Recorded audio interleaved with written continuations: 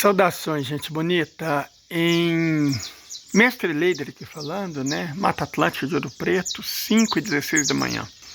Eu quero mostrar esse amanhecer lindo de domingo. E quero fazer um vídeo com qualidade de imagem melhor. Muito bem. E eu preciso falar de algumas coisinhas. Vamos aproveitar esse amanhecer e trocar umas ideias aqui. Não é ao vivo, então os trolls não vão me incomodar. Primeira coisa, eu quero comentar sobre o caso Milei novamente. O Milei, dessa vez, meteu os pés pelas mãos. Foi uma fraude de 4,5 bilhões de dólares que lesou não só argentinos que confiavam nele, cara, querendo ou não, é o presidente da República, como também lesou estrangeiros e muitos norte-americanos. E isso é complicado. Roubar dinheiro de gente rica é tenso, cara. Roubar dinheiro de gente rica dá ruim muito fácil, certo? Não é igual roubar dinheiro de pobre. Não, roubar dinheiro de gente rica dá ruim muito fácil. E o que o Milei fez foi um golpe. Em outubro, ele permitiu, cara, que crianças a partir de 13 anos investissem em criptomoedas. Depois ele legalizou o negócio das criptomoedas, né? Permitiu, ele criou toda a estrutura jurídica que foi usada pelos golpistas para dar, com o apoio do presidente, que... Estão ouvindo os passarinhos, gente? Que coisa maravilhosa! Tem uns que pelo jeito tá aqui do meu lado, eu só não estou enxergando, que ainda está de noite. Ele criou a infraestrutura jurídica que permitiu o golpe, né? E avalizou o golpe. Ele colocou um tweet falando tal libras e tal. E aí, quando o negócio deu ruim, ela apagou o tweet dele. Mas não muda o fato de que ele participou ativamente, né? Agora é muito provável que ele sofra impeachment. Veja só como são as coisas. Eu havia dito que aquela manifestação cirandeira, né, 1 milhão, 2 milhões, não sei, de pessoas marchando contra o fascismo, em defesa da democracia, eu falei, cara, isso é ciranda. Isso é ciranda, isso não vai resolver. Fascismo nunca foi derrotado por gente dançando ciranda. Inclusive, teve um cidadão lá no X que ficou bravo comigo, me xingou, me bloqueou, me falou um punhado de bobagem. Ah, não sei o que, não é ciranda e não sei o que, é cantor, você é um machista. Sabe, não tem argumento, né? Fala assim, que teve uma canção de protesto e as pessoas cantando. Cara, isso não derrota fascista, né? Não é assim. Como eu já disse, o fascismo é derrotado pelo método do Exército de Libertação Popular ou pelo método do Exército Vermelho. Os dois métodos que derrotam efetivamente o fascismo. Fora isso, né? Enfim, a questão nem é essa. A questão é a seguinte. O Milei vai cair, agora ele cai, não por causa das maldades que ele fez, ou porque o povo argentino acordou. Quer dizer, agora acordou, né? Mas porque ele roubou de ricos, cara. Roubar de ricos nesse mundo capitalista, ainda mais sendo uma economia igual a Argentina, né? Uma economia secundária, periférica, é um equívoco que um governante não pode cometer. Certo? É uma coisa que não costuma sair impune. Essa é a verdade. E, assim, o próprio povo foi roubado, né? A Argentina já está naquela situação que nós sabemos. Eu estava até vendo, assim, não de maneira irônica, mas eu estava vendo uma matéria do tal Diário do Povo, né? Que é um jornal da extrema-direita curitibana, jornal da Lava Jato, uma matéria de dezembro ou outubro do ano passado, mas falando que Milei era um estadista e Lula era um populista. Você vê, né? Como é que você paga pela boca, né? Você escreve bobagem e a internet não perdoa, fica para sempre. E agora? Como é que a Gazeta do Povo, acho que esse é o nome, como é que a Gazeta do Povo vai explicar para os seus leitores o golpe que o Milei deu na própria população e em estrangeiros? Como é que ele vai explicar? Sinceramente, vai passar vergonha, né? Mas esse povo não tem vergonha não, né? Se tivesse vergonha, não teria feito o que já fez. Mas enfim, ele vai acabar sendo deposto. Ele exagerou. E nessa de imitar o Trump, ele foi longe demais. O Trump criou o tal meme coin dele, né? Ganhou um dinheirão em cima de otário. E o Milei achou que podia fazer a mesma coisa. Se ferrou. Por falar em presidente que se ferra, temos o Zelensky, né? Zelensky agora está falando que não vai entregar as terras raras para os Estados Unidos. Gente, cara, como assim não vai entregar? Primeiro porque ele não tem as terras raras. A Rússia já tomou, né, de volta. E segundo porque eu não sei se ele percebeu. Claro que ele percebeu, mas ele está sendo rifado, cara. E eu vou dizer uma coisa para vocês. Tá os europeus numa chorantina, né? Ah, como é que eles decidem o futuro da Europa sem os europeus? Futuro da Ucrânia sem os ucranianos? Cara, os europeus, quando fizeram o Tratado de Tordesilhas, eles consultaram os ameríndios. Quando redesenharam o mapa da África e da Ásia, com o Tratado de Berlim, eles consultaram os africanos e os asiáticos.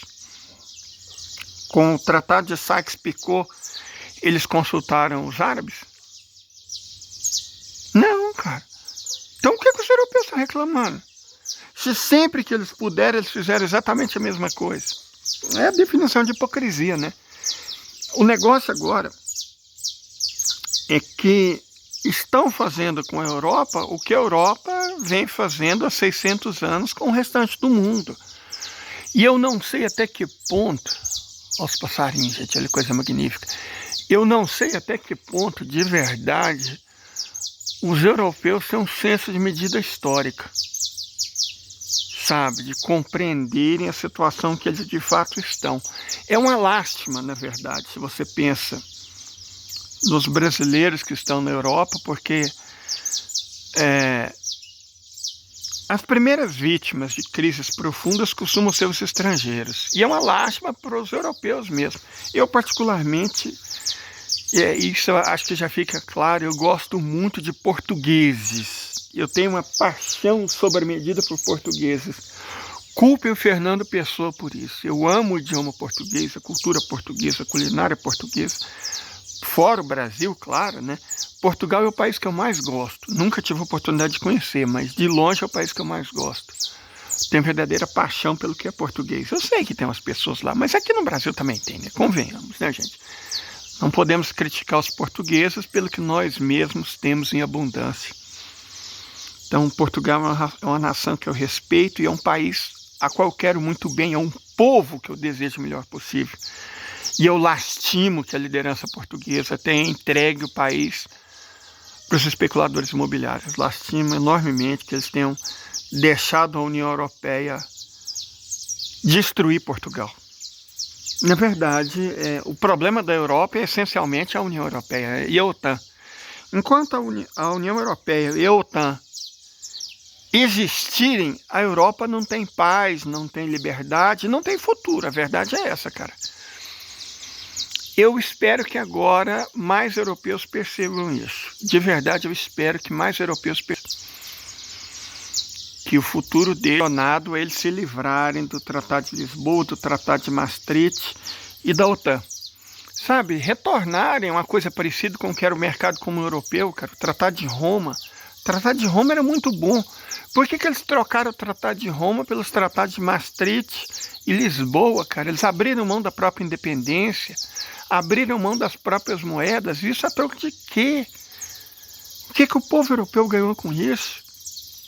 Sabe, a renda per capita aumentou. Isso é uma ilusão. Nós já explicamos sobre isso. E eu, de fato, explico outra coisa, que é um assunto correlato, que é a ascensão da extrema-direita, né, dos fachos. Ah, meu Deus, aquele é o cachorrinho que visita a gente de vez em quando? É um cachorrinho que de vez em quando vem aqui. É um amiguinho da bolota. Falar nisso, acordei cedo, né? E tava bolota e o pingo. fazendo arte por aí. Agora eu não sei para onde eles foram. Olha o cachorrinho. Acho que eu tenho ração extra aqui, só um momento. Deixa a bolota. Olha lá, bolota, aqui ó, ração. Deixa eu mostrar para vocês. Rapidinho eu volto. Aqui ó. Bolota, bolota. Aqui ó. Bolota, bolota. Aqui ó. Tchau, tchau. Tchau, tchau. Tchau, tchau. A bolota ficou meio enjoadinha para comer, tadinha. Mas se o cachorro aparecer... Ó a lua. Coisa bonita. Bolota tá aqui, o cachorrinho sumiu. Se ele aparecer, eu coloquei um pote com ração lá. Sabe, ele come, né? Gente, não pode deixar os animais com fome. Mas voltando ao assunto. Nós estamos passando por um período de profundas crises, de grandes transformações. Tá o capitalismo tardio, né? Mudança climática, ascensão de uma nova ordem mundial, decadência profunda do capitalismo e da civilização ocidental.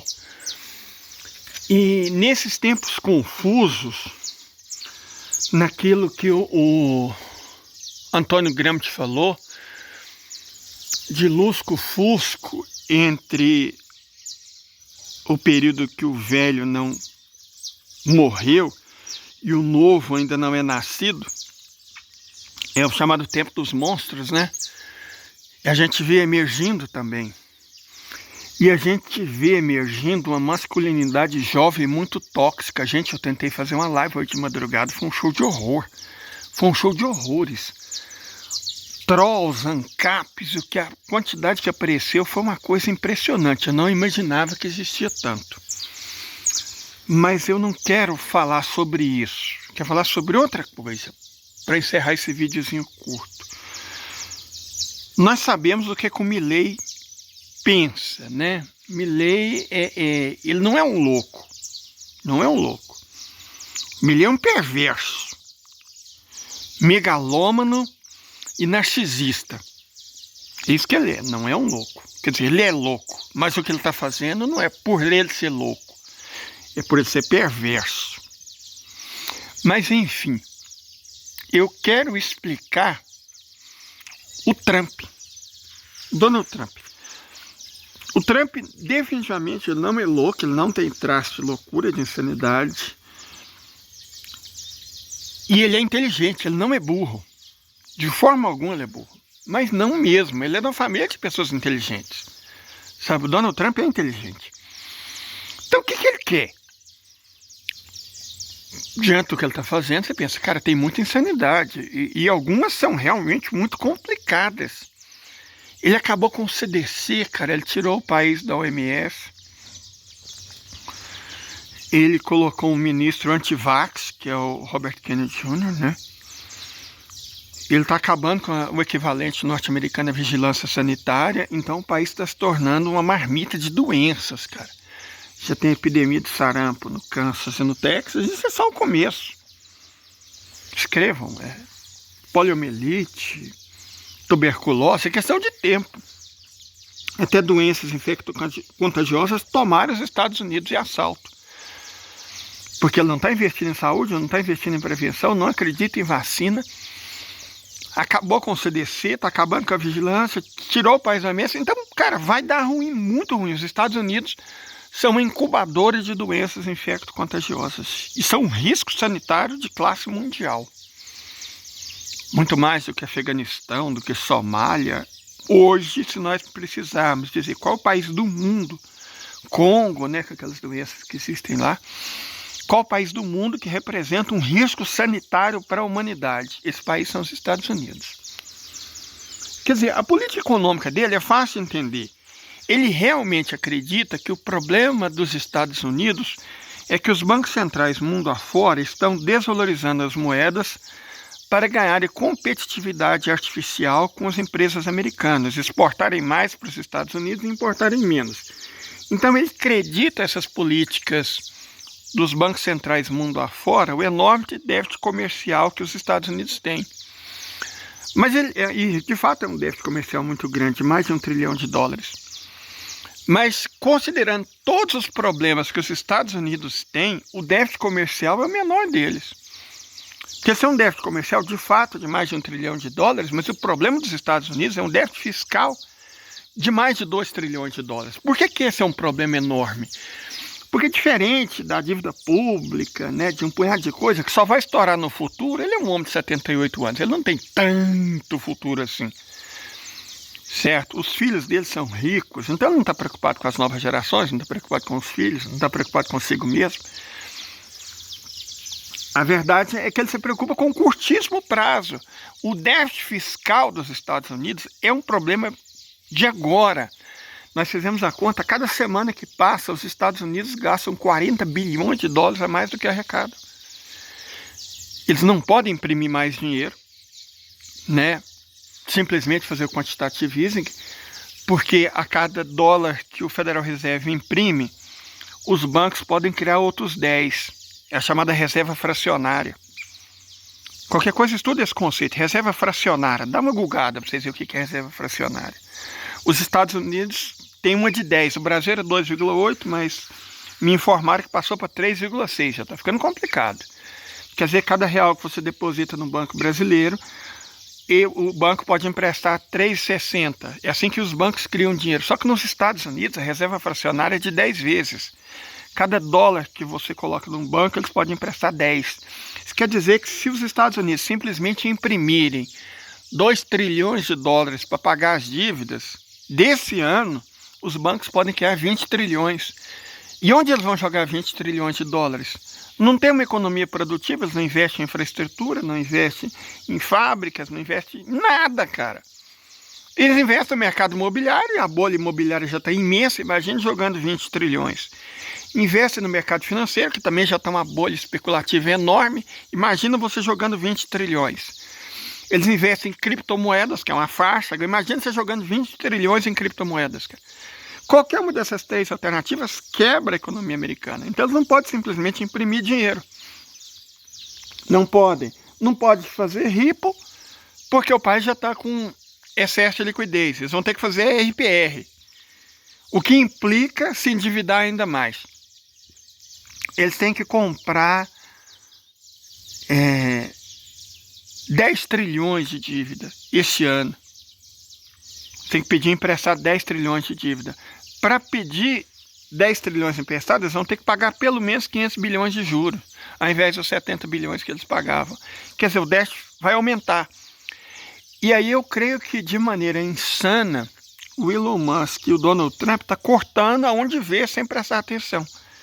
Estão cortando as veias e as artérias da economia e da sociedade norte-americana. E isso vai ter consequências muito trágicas, não só para os Estados Unidos, como para o mundo inteiro. Se você soma essas consequências, a ascensão do fascismo, do extremismo de direita nacionalista no continente europeu, o Ocidente está desmoronando da pior maneira possível e deixando esse planeta e a nossa espécie um ambiente muito mais perigoso. São tempos difíceis, de fato. Cara, os cachorros não foram comer ração. Tá lá, coloquei ração para eles, tentando dar comida pro cachorrinho, o pingo não apareceu, a bolota não quis comer. Uau! Mas enfim, é isso, gente.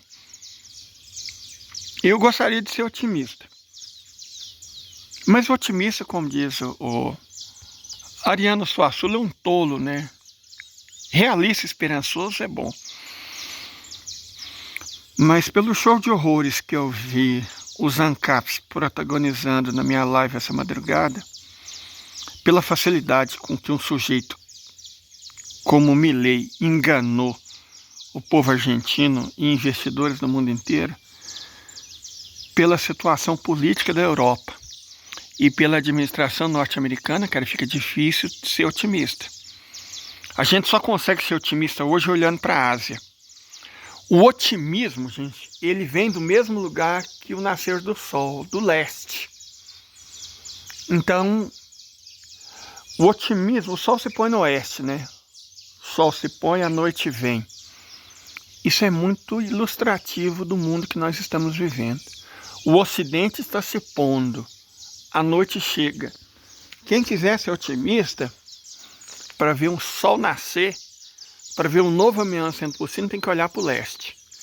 O otimismo vem da Índia, vem dos árabes, vem da China, vem da Rússia, vem dos persas. É do leste que qualquer paz e qualquer prosperidade que a gente possa sonhar pode vir. Porque o oeste, camarada, já era. E é sobre isso. Tenha um bom dia, um bom domingo a todos.